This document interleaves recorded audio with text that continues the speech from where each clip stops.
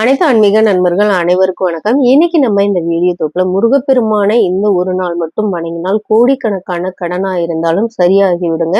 அதுதான் இன்னைக்கு நம்ம இந்த வீடியோ பதிவுல முழுமையா பார்க்க போறோம். அதுவும் இந்த வீடியோ பதிவுல இப்ப நம்ம சொல்ல போற விஷயத்த ஒரு பக்தர் அவங்க வாழ்க்கையில பலன் அடைந்திருக்காங்க. அவங்களுடைய தொகுப்பா இன்னைக்கு நம்ம சொல்ல போறோங்க. நீங்களும் உங்க வீட்டுல நம்பிக்கையோட முருகப்பெருமானை நினைத்து இந்த வழிபாடை செய்துட்டு வாங்க. கட்டாயமா உங்க கடன் காணா போறத நீங்களே கண் கூட பார்க்கலாங்க. ஏன்னா எப்போதுமே பாத்தீங்கன்னா ஒரு சிலர் என்ன நினைப்பாங்கன்னா, இந்த வேண்டுதெல்லாம் நம்ம இன்னைக்கு செஞ்சோனே அடுத்த வாரத்துக்குள்ள நிறைவேறுமா, நாளைக்குள்ள நிறைவேறிடுமா அப்படின்னு தான் நினைப்பாங்க. ஆனா எவ்வளவு பெரிய பிரச்சனை, அது எவ்வளவு நாள்ல சரியாகும், ஏன் இவ்வளவு பெரிய பிரச்சனை வந்துச்சு அப்படின்றத யாருமே யோசிக்கிறதே கிடையாது. ஏன்னா கடவுளை வழிபாடு செய்யும் பொழுது அந்த கடன் கோடிக்கணக்கா இருந்தாலும் கடல் அளவு இருந்தால் கூட பாத்தீங்கன்னா கட்டாயமா அது சரியாகும். அதற்கு முதல் விஷயம் நான் சொல்லிடுறேன், நம்ம உழைக்கணுங்க. நம்ம உழைத்தால் மட்டுமே நம்ம வாங்கிய கடனை நம்மனால அடைக்க முடியும். அதனாலதான் நான் சொல்றேன். சில பேர் பாத்தீங்கன்னா வீட்டுல சாமி கும்பிட்டு அப்படியே நம்ம உட்கார்ந்துருந்தோம், கட்டிலையோ சேர்லயோ தரையிலயோ உட்கார்ந்துருக்கோம்னா நம்ம கடனை கடவுளை அடைக்க போறது கிடையாது. அவரை நம்ம வழிபாடு செய்யணும். அவரை நம்பிக்கையோட செய்யும் பொழுது நம்ம கடன் காணா போறதை நீங்களே உணரலாம். இந்த பக்தருடைய வாழ்க்கையில பாத்தீங்கன்னா கடன் சுமை இருந்திருக்கு. அதுவும் அவங்க வீட்டுல சுபகாரியங்களுக்கு கடன் வாங்கியிருக்காங்க. கடன் வாங்கி நம்ம இந்த கடனை நல்லபடியா அடைச்சிடலாம் அப்படின்னு இருக்கும்பொழுது பாத்தீங்கன்னா அவங்களுடைய நேரம் சரியில்லாத சூழ்நிலை காரணத்தினால பாத்தீங்கன்னா அவர் நல்லா பாத்துக்கிட்டு இருந்த வேலையை விடக்கூடியதா ஆயிடுச்சாம்.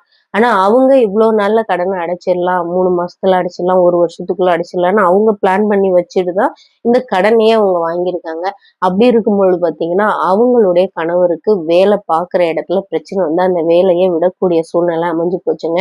அமைஞ்சு போனதுக்கு அப்புறம் அவங்க சாப்பாடு கூட கஷ்டப்பட்டுட்டு இருந்திருக்காங்க.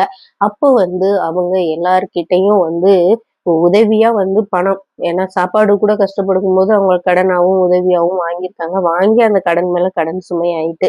அப்போ பாத்தீங்கன்னா முருகப்பெருமானுடைய பக்தர் சொல்லியிருக்காங்க, முருகப்பெருமானை நினைத்து நீங்க இந்த விரதத்தை மட்டும் நீங்க எடுத்துக்கிட்டு வாங்க. ஒவ்வொரு செவ்வாய்க்கிழமையும் 6 நெய் தீபம் ஏத்தி முருகப்பெருமான உங்க வீட்டுல இல்லைன்னா கோயில்ல கூட 6 தீபத்தை நீங்க ஏத்தி வழிபாடு செய்துட்டு வாங்க. கோயில்ல ஏத்தி 6 நெய் தீபம் ஏத்தி வழிபாடு செய்துட்டு வந்தீங்கன்னா சிறப்பு அப்படின்னு இருக்காரு. அதே போல உங்க கடன் தொகையில ஒரு தொகையை உங்க வீட்டுல இருக்க முருகப்பெருமானுடைய திருவுருவப்படம், திருவுருவ சிலை பாதத்துல வச்சுட்டு நீங்க அவங்களுக்கு சாயந்தரம் 6 மணிக்குள்ள அந்த தொகையை கொடுத்துடுங்க.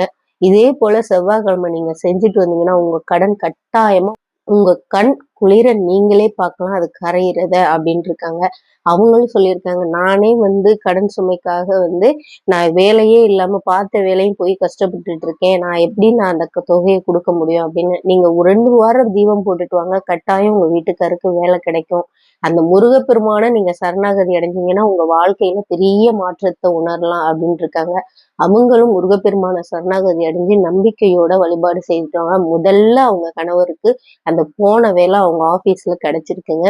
கிடைச்சிட்டு அதே போல பாத்தீங்கன்னா அவங்க கடனை 1.5 வருஷத்துக்குள்ள நாங்க அடைச்சிட்டோங்க.